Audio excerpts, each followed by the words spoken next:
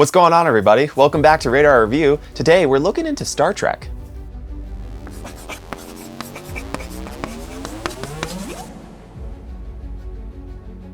Appearing in the show Star Trek Picard, the La Sirena is a Kaplan F-17 speed freighter owned by Cristobal Rios. This ship is used as the primary vessel for Captain Picard in the first season.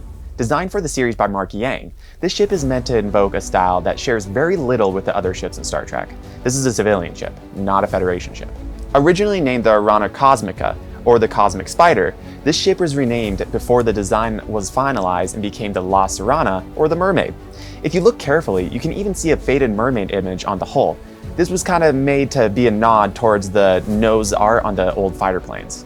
Eaglemoss has done an amazing reproduction here in their 7.5-inch standard size line. But let's open her up and take a closer look on how faithfully this model is recreated.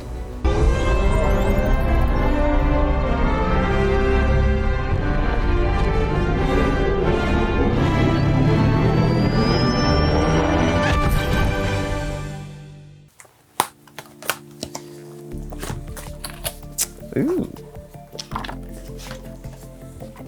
So here we got red on top is the magazine. Kind of smaller than I thought, if I'm being honest with you. As I'm skimming through it, it's pretty self-explanatory, where it's just kind of giving you different designs on what they wanted the model to look like. Okay, wow, okay. So actually taking a look at this now, it really does pop. I think this red kind of shines. I have to describe it as like a strawberry red, not like a cherry where it's deep red, but kind of more brighter, so it does really pop off that shelf. Okay. Oh, that's nice. So a little thing that they definitely didn't have to do is it says the La Sirena, like right at the bottom, which doesn't really matter because you're not gonna see it because it's displayed like this way, but kind of nice that they did that.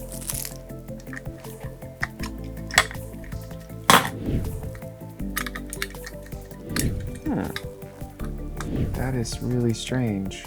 It feels like, okay. So now that we got it out of the box, here it is, and it looks really good. I kind of had a little trouble putting it on the stand, which I thought was strange. It looks really self-explanatory like that, and it's just supposed to slide on, but you kind of had to adjust the stand just a little bit to be able to get it on. I don't think that's necessarily a bad thing. It makes it nice and snug, so it's not gonna fall off. But just be aware, when taking it out of the box, you might have to do a little finagling. So earlier, as we mentioned, this is a civilian ship, and one of the fun ways that they represented that in the show was by giving it a bright red color scheme. Another cool kind of thing about this is if you look in the back, you can actually see like the engines that are all blue, so I think that's kind of nifty.